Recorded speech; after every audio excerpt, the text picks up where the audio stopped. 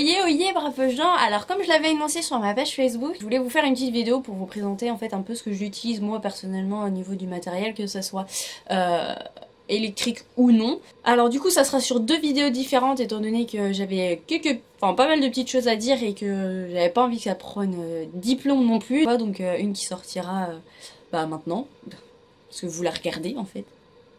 Et une autre qui sortira la semaine prochaine pour vous montrer la deuxième partie, donc ce que j'utilise au niveau de ce qui est électrique. Voilà. Alors du coup je vais commencer par vous parler de quelque chose que j'ai utilisé assez souvent dans mes accessoires et sur lequel on m'a posé des questions en fait un peu bizarres. Enfin bizarres. Pour moi qui m'a paru bizarre. C'est sur cette chose qui est du vrai papier mâché. Alors vous allez me demander pourquoi je dis vrai papier mâché. Pour moi ça c'est du vrai papier mâché.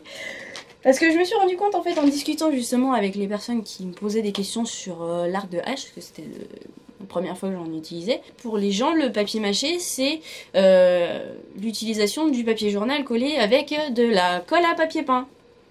Mais pour moi c'est pas ça le papier mâché. Parce que ça c'est pas du papier mâché. Le papier mâché c'est mâché quoi. Alors ça, vous pouvez le trouver en magasin de loisirs créatifs. Moi personnellement celui-ci il vient de la Sadel, un magasin qu'il y avait chez moi. Je sais pas si vous avez ça chez vous. N'hésitez pas à dire les magasins dans lesquels vous pouvez trouver ça pour ceux qui n'ont pas de Sadel chez eux. Ça se présente donc sous forme de poudre. Bon, ça vaut autour de 10 € le sachet. Il y a 1 kg quand même. Vous pouvez faire pas mal de choses. Moi j'ai fait mon arc de hache. Mon gros cancre là, donc de 70 cm, un autre de plus petit de 30 cm.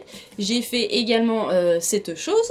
J'ai également fait tous les reliefs en fait de mon carquois de hache. Donc j'ai fait pas mal de choses avec et il m'en reste encore. C'est super facile à utiliser, donc comme c'est écrit sur la notice, vous mettez 3 volumes de poudre pour 1 volume d'eau. Vous laissez reposer 1 heure et après vous pouvez l'utiliser donc à main nue. Vous étalez ça sur votre surface. Bon, utilisez un peu d'eau sur votre doigt ça permet de lisser la surface, enfin lisser entre guillemets, parce qu'il faudra toujours poncer par derrière. Mais pour lisser le plus possible les traces de doigts, les gros pâtés qu'il peut y avoir, tout ça. Donc après vous utilisez l'épaisseur que vous voulez. Après faut pas en mettre une trop fine non plus. Donc ouais, par contre... Donc c'est super facile à appliquer, puis après vous avez juste à laisser sécher. C'est ça qui est un inconvénient, c'est assez long en fait, faut compter 24 heures par centimètre. Bon, en gros, par exemple là, j'ai mis 24 heures pour ce côté-là, 24 heures pour l'autre côté quoi. Bon après j'ai accéléré un peu le truc en utilisant mon décapeur thermique, bon avec un sèche-cheveux ça marche aussi je pense. Pour accélérer en fait le séchage parce que j'avais pas envie d'attendre non plus 10 ans. Bon par contre attention si vous faites ça avec un décapeur thermique ça reste du papier. Donc ça peut brûler, faut pas chauffer ça trop près, trop fort et trop longtemps au même endroit quoi parce que ça peut cramer. Donc faut faire attention, un conseil à utiliser avec modération. J'ai pas envie que vous brûliez votre maison à cause de moi. L'avantage de ce produit, c'est que ça va venir solidifier la chose. Donc pour ceux qui se rappellent, qui auraient vu la vidéo de la réalisation, c'est du carton. Donc là j'essaye de le tordre, ça ne se tord pas. Pourtant il n'y a pas de ferraille, il n'y a que du carton recouvert de scotch de peintre, de papier journal collé avec de la colle à papier peint. Et ça, donc ça permet de solidifier. Donc après ça dépend aussi l'épaisseur de ce que vous mettez, parce que ça reste quand même assez fragile sinon. Je vois sur mon cancre là, étant donné que c'est quelque chose d'assez volumineux et qu'il est creux, forcément c'est pas aussi solide que ça, parce que ça c'est plein à l'intérieur. Et vous faites un coup de ponce bien énergique dessus, ou soit vous y allez avec une ponceuse, c'est bien aussi. Vous pouvez y aller avec du gros grain dès le début, c'est assez long à faire par contre. C'est le deuxième inconvénient qu'il peut avoir. Et ça permet aussi d'avoir une meilleure adhérence de la peinture. Parce que oui, quand vous peignez, vous vous faites chier à faire un super travail et tout, de découpe dans de la mousse, dans tout ce que vous voulez, pour recouvrir ça avec du papier journal et pour peindre par-dessus et que ça gondole partout, ça fait... Enfin, je suis désolée, mais ça fait très moche. Vous gâchez tout avec le final. Même si votre peinture elle est superbe et tout, ça rendra pas forcément si bien parce que tout le papier journal va gondoler et ça fait pas joli. Donc certes de loin ça se voit pas trop, mais quand on y regarde de près et si vous faites admettons des photos où il y a votre arme ou votre accessoire qui est mis en avant, du coup ça fait horriblement moche. Après vous pouvez le recouvrir aussi avec une autre matière pour lisser le tout, hein. Moi je sais que sur tout ce que j'ai fait, j'ai utilisé du gesso pour lisser. Donc, prochainement je vais essayer la bombe, le Plastidip je crois. Donc je vais essayer ça. À première vue ça a l'air révolutionnaire. Ça lisse tout parfaitement en un coup de baume quoi. Pouvoir remplacer ça parce que ça c'est vrai que c'est assez long quand même. Faut faire pas mal de couches. Faut poncer entre les couches et tout. Et puis, donc, mais c'est une chose qui est pratique malgré tout quoi. Donc avec ça, du coup, pour récapituler, vous pouvez faire ce que vous voulez, hein. Vous pouvez recouvrir une surface, fabriquer quelque chose, hein, parce que ça fait comme de la pâte à modeler en fait. La possibilité de faire pas mal de choses avec, c'est pratique. Du coup, ça va venir, vu qu'on peut faire des motifs, à un truc tout bête.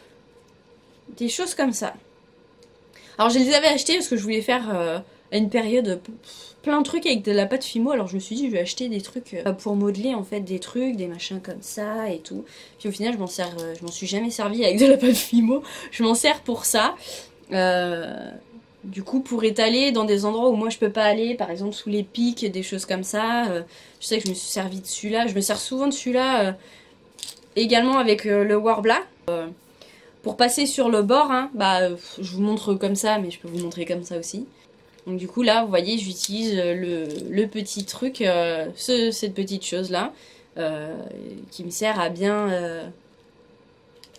marquer le tour en fait, à bien coller le Worbla là où je veux quoi. Quand on met des motifs également avec du Worbla pour bien former la forme, parce que forcément ça se déforme un peu malgré tout, donc ça permet d'avoir la forme qu'on veut sans se brûler, parce que le Worbla c'est chaud quand même. Faire attention. Et puis par exemple là je m'en suis servi pour parce que je peux pas y aller avec les doigts au milieu, hein, donc pour étaler à l'intérieur et essayer de faire des choses à peu près droites et correctes. Donc voilà, donc des petites choses, hein, moi j'ai dû acheter ça à Jiffy ou un truc comme ça dans les rayons de loisirs créatifs. C'est vraiment un truc tout bête. Des petites choses que je me sers également. Ça, j'ai acheté ça avant de faire mon plastron pour Milo. C'était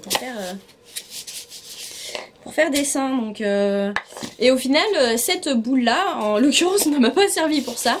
Elle m'a servi en fait pour modeler mon épaulette. Parce que je me suis fait mon patron de mon épaulette dessus en fait. Puis j'ai juste rajouté quelques bouts par-ci par-là, mais c'est là-dessus que je l'ai fait en fait, ce qui est plus trop pratique, c'est pas mal.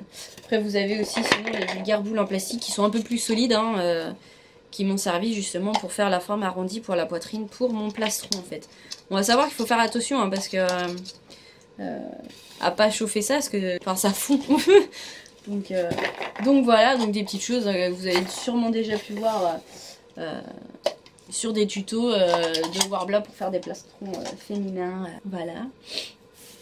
Après j'ai pu utiliser également différents types de mousse. Donc il y a la créamousse, hein. La créamousse je l'utilise uniquement dans le Worbla, hein. Pour mettre au milieu. Sinon j'ai pu utiliser donc cette chose là, donc ça ressemble plus à grand chose, vous allez me dire. Donc ça c'est des plaques, c'est une plaque d'isolation, donc qui sert soit pour les cloisons, il y a le plafond, le sol, enfin tout, vous pouvez trouver en magasin de bricolage, à différentes dimensions, à différentes épaisseurs, tout ça. Et ça m'a permis par exemple de faire les pattes de mon cancre là. J'ai fait quoi aussi dans les cornes de mon démolosse. J'ai fait plein de choses et du coup ça se taille ça se taille très facilement. Vous pouvez le recouvrir avec ce que vous voulez, hein, du Worbla. Là c'est une corne. Donc vous pouvez le recouvrir avec du Worbla. Faut juste faire attention quand on veut rechauffer en fait le Worbla, parce que vu que c'est de la mousse, ça fond un peu en fait. Donc faut faire juste attention quand vous chauffez. Vous pouvez le recouvrir de tissu. Donc là, les oreilles de mon Nosferatu, c'est recouvert de tissu. Ah, j'ai fait les pointes également de mes flèches de hache avec ça. Donc recouverte avec du papier, avec du scotch de peintre, du papier journal et le papier mâché. Donc voilà, donc on peut faire pas mal de choses et ça coûte vraiment pas cher. Genre ça coûte 5 € le mètre carré, c'est super valable quoi. Après bah, vous avez la mousse classique hein, comme ça. Alors ça c'est une plaque que j'ai achetée, que je m'en suis jamais servi encore. Donc je peux pas vous dire grand chose là-dessus. Je sais qu'il existe différents types de mousse. Bientôt je vais créer quelque chose avec que de la mousse comme ça. Donc je vais voir ce que ça va donner. Et du coup bah je m'en suis jamais servi pour le moment, mais il y a également ça. Il y a également la mousse expansive, donc j'ai pas de bombe de mousse expansive, hein, que je me suis servi donc pour mon arc de hache. Donc si vous avez jamais utilisé de mousse expansive, attention, parce que quelques petites choses à savoir quand même. Quand vous le mettez sur votre surface, ça gonfle encore au séchage. Moi j'ai utilisé une bombe de trop en fait sur mon arc de hache, je ne savais pas, enfin je savais que ça gonflait, mais je pensais pas que ça gonflait encore après pendant les 12 heures de séchage, je crois, si je me souviens bien. Du coup, ce qui fait que je me suis retrouvée avec 2 fois plus de chutes que ce que j'avais besoin en fait. Protégez bien votre surface de travail parce que ça colle. C'est du chewing-gum quoi. Du chewing-gum qui colle partout. Ça colle également sur les vêtements et ça se part pas. Hein. Je m'en suis mis sur un jean et c'est jamais parti. Même après je ne sais pas combien de lavage, donc ça part pas. Donc faites attention. Également sur les mains, évitez de vous en mettre. Faut pas le toucher quand ça sèche. Hein. Et si admettons vous avez utilisé les 3/4 de votre bombe, n'hésitez surtout pas à vider votre bombe sur un autre bout, sur un bout de journal, un bout de truc, parce que vous pourrez plus utiliser la bombe en fait. Pour pas gaspiller en fait quelque chose que vous pourrez vous resservir pour faire des accessoires ou boucher des trous ou faire je sais pas quoi avec. Autre petite chose sur lequel je voulais vous donner des détails, c'est ces choses là. Donc ça paraît tout bête hein. Pour fixer tout et n'importe quoi, donc vous avez différents serre-têtes. J'en ai utilisé pas mal. À savoir qu'il faut faire attention à ce que vous prenez. Prenez pas des trop fins hein, comme ça parce que bah voilà. Ça casse hyper facilement. Après sur mon casque de Milo j'ai utilisé le même. Ça va parce que il supporte pas un poids de chaque côté en fait. Et quelque chose de tout bête hein, mais qui est super pratique. Ça. Les petites dents que ça a en fait. Parce que même si vous le sentez pas quand vous le fixez à votre wig, et ben il va se clipper dans les cheveux quoi. Parce que par exemple si je vous montre celui-ci, c'est du tissu en fait. Et du coup, quand je le mets sur ma wig, bah là il me serre la tête, mais quand j'ai la wig et tout, il est plus gros et en fait il tombe tout le temps. C'est super chiant. Donc la dernière fois j'ai dû l'accrocher avec un trombone au milieu de ma tête pour que ça tienne. Et c'était super chiant. Donc si vous prenez des supports, certes celui-ci avait la bonne couleur de mes cheveux, tout ça, je pense qu'il vaut mieux le recouvrir ou prendre quelque chose qui... Enfin, le recouvrir après, mais prendre quelque chose qui tient, quoi. Alors, une autre petite chose que je me sers également, c'est du papier collant. Alors, je m'en sers pour diverses choses. Je m'en suis servi pour faire un pochoir, pour réaliser le tatouage de Kana de Fairy Tail. Donc après, là, peu importe la couleur, hein, je découpe un carré, je coupe au cutter la forme du logo à l'intérieur. Et après, j'ai plus qu'à coller ça sur ma peau, à crayonner l'intérieur, ça déborde pas trop en général, justement il faut passer du bout de la feuille vers là pour éviter que ça bave en dessous en faisant comme ça. Après j'enlève le truc et ça fait nickel quoi. Et ça a le double avantage, moi je sais que j'en avais du noir étant donné que le logo de Kana est noir. Bah, quand j'avais pas eu le temps de refaire un pochoir pour, et ben j'utilisais l'intérieur pour faire le tatouage. C'est aussi pratique en fait. Parce que je trouve ça plus pratique de faire un pochoir avec un truc collant que une simple feuille ou quoi que ce soit. Parce que du coup il faut maintenir bien les choses, surtout que Fairy Tail il y a bien les petits détails et tout qui se lèvent, alors que là vous collez la feuille à la limite les pointes qui se décollent, mais sinon bah, ça se décolle pas quoi. Donc c'est super pratique. Et je m'en suis servi également pour faire Donc là c'est un truc que j'ai fait très très vite fait en fait, donc je compte le refaire mieux pour faire donc le calepin de Kyoko, donc j'ai mon dernier que j'ai réalisé. Donc avec un papier un peu cartonné, j'ai juste recouvert justement donc avec cette matière là, donc ce qui fait super bien. Et le logo c'est pareil, c'est du scotch le marron, qui sert aussi hein, dans pas mal de cas parce que j'ai pas trouvé de marron comme ça. Donc du scotch ça très bien aussi, hein, ça le fait. Donc voilà, je pense que j'ai fait un peu le tour de ce que j'utilisais. Bon après il y a le Worbla, la peinture à tissu, la peinture classique, le vernis machin et tout. Mais bon après il y a des choses, c'est assez simple, il n'y a pas besoin de faire une vidéo là-dessus. Et sur le Worbla non plus parce qu'il y a tellement de personnes qui en ont fait, il n'y a pas besoin. Donc on se retrouvera prochainement pour une nouvelle vidéo sur ce que j'utilise en matériel électrique. Avec mes expériences personnelles là-dessus, mes petits trucs, mes petites astuces. En attendant, si vous avez des suggestions, des remarques sur ce que vous venez de voir, n'hésitez surtout pas à me les partager en commentaire, à cliquer sur un petit pouce bleu, à vous abonner à la chaîne aussi. Et pour ceux qui ne me suivent pas sur Facebook, vous pouvez également retrouver mon lien dans la description pour que vous puissiez découvrir plus en détail mon univers. Donc voilà, donc en attendant, je vous fais plein de bisous. Et puis à bientôt!